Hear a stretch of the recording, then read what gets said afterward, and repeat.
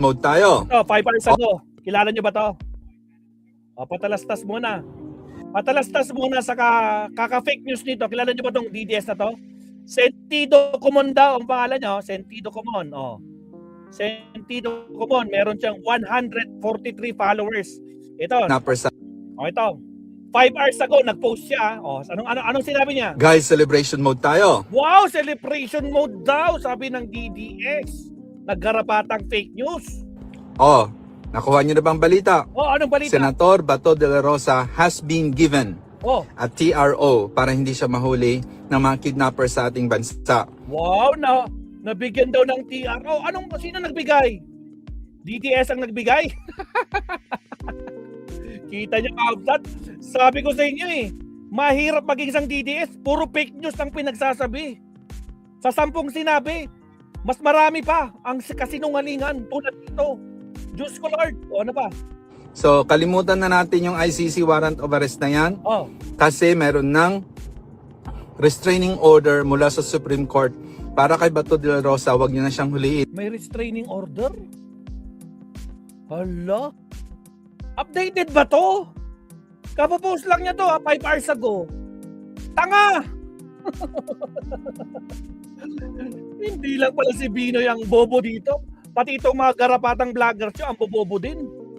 May kalayaan siya. Unang-una, hindi siya kriminal sa ating bansa. Number 2, hindi siya kriminal, pero siya ay international criminal. Sabi nga ni Trillanes, international criminal. Diyos ko po. ang warrant of arrest na yan ay hindi mula sa ating court system. Kaya wala siyang visa sa atin. All along, alam na natin yan Matigas talaga ang ulo itong matibag na to So guys, congratulations Senator Bato. And thank you so much. Nangingibabaw ang hustisya, kapayapaan, at kasarinlan, freedom sa ating bansa. Guys, to celebrate, join me. Meron tayong chips.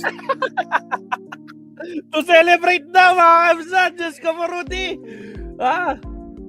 Anak ng kamote. To celebrate? Ano? To celebrate sa kaka-fake news nyo?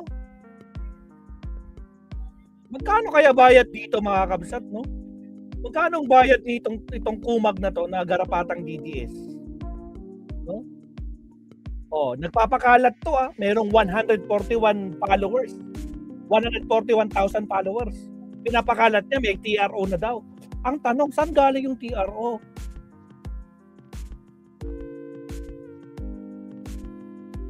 Tinanong ko nga siya May message ako dito sa kanya Sabi ko, fake news mga garapata, may TRO daw, ha ha ha. Saan Supreme Court ka nakakuha? Yan mga didilis nyo, budol na naman tayo, may TRO daw. Mangarap ka na lang, gising sa TRO. Grabe mga kabsat, ibang klase Puskol rupa na lang talaga, pakapala na lang ng mukha. Magkano bayad sa iyo para sabihing may TRO? Saan mo nakuha yun? Kumag ka. Isa pa. Guys, celebration mode tayo. Nakuha niyo na bang balita? Anong balita? Senator Bato de la Rosa has been given a TRO para hindi siya mahuli ng mga kidnapper sa ating bansa. So, kalimutan na natin yung ICC warrant of arrest na yan kasi meron ng restraining order mula sa Supreme Court. Sa Supreme Court? Kidnapper sa ating bansa. So, kalimutan na natin yung ICC warrant of arrest na yan kasi meron ng restraining order mula sa Supreme Court para kay Bato. Wala na mga kapsat. Ganito mo makikita kung gaano ka garapal. May TRO na daw galing sa Supreme Court. Mukhang hindi updated tong kumag na to. Mga kakabsat, basta sabi ko sa inyo mahirap talaga mag-isang DDS, no? Lulunukin mo yung mga kasinungalingan. Ipapakalat lang nila yung fake news nila. Naglabas na daw ang Supreme Court ng TRO. Ay, Diyos ko Lord.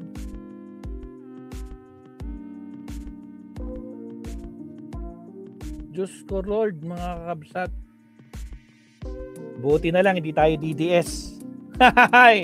Diyos ko po. Sabi ko, sa mga bobo na naniniwala dito sa vlogger na to. sa naniniwalang vlogger na to, kung sino man tong kumag na to, itong fake news na to, pinagtatawanan ka lang namin. Pinagtatawanan ka lang namin, kumag ka, anak ka ng kamote. Ano? Fake news pa more. Diyos ko Lord. Kumag. De La Rosa, wag niyo na siyang huliin, may kalayaan siya. Unang-una, hindi siya kriminal sa ating bansa. Number 2, ang warrant of arrest na yan ay hindi mula sa ating court system, kaya wala siyang bisa sa atin.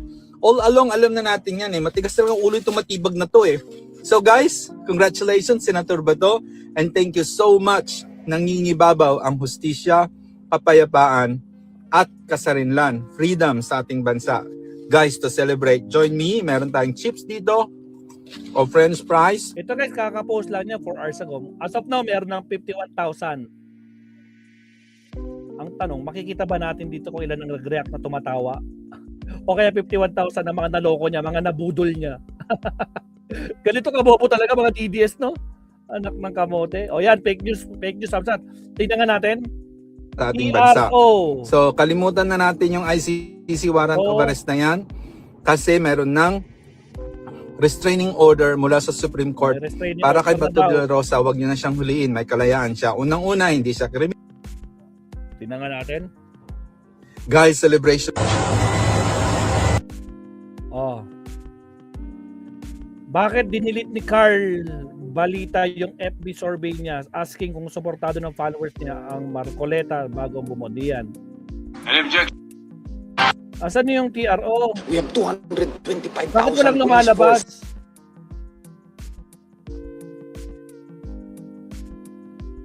Supreme Court.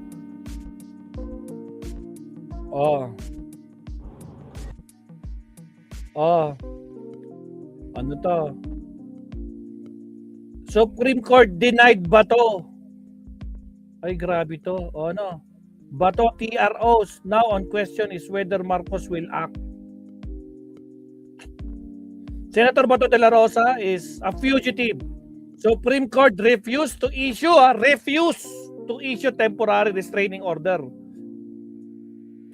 on his ICC arrest warrant Sunday. Meaning there is no legal shield left. Just question of political will. Political will daw di Pangulong Bongbong Marcos. Ito. Supreme Court absorbs response to Batos. You're still free, aren't you? Ito. 5 justices did not argue that Bato is above the law. They argued that they must come first. Itong 5 to, yung mga nag-favor kay Bato. Pero wala. Ano na? Bato. Mga bumoto at ibinasura yung TRO. 1, 2, 3, 4, 5, 6, 7, 8, 9. Bumoto para aprobahan yung TRO. 1, 2, 3, 4, 5. 5 versus 9. Ay, Diyos ko Lord. Ano na? Mga garapata. Sabi ko sa inyo, mahirap talaga maging isang garapatang DDS no? Lulunukin nila lahat. Magpakalat lang ng fake news. Diyos ko po, Rudy. Di ba, Pulongges? Hindi daw criminal si Bato, puncher. Si BBM ang favorite na mga leader ng Japan. Mga FWs nakatira na doon. Congrats sa ating Pangulong Bongbong Marcos. Attorney Claire, nasa Japan din. Ayun Alright, so yan mga absat. Okay na tayo dito sa ating main topic. Subtopic na tayo, Sir Leonardo. Kasi nakako na tayo. 45 minutes na tayo. Okay, countdown tayo. Subtopic time absat. Here we go.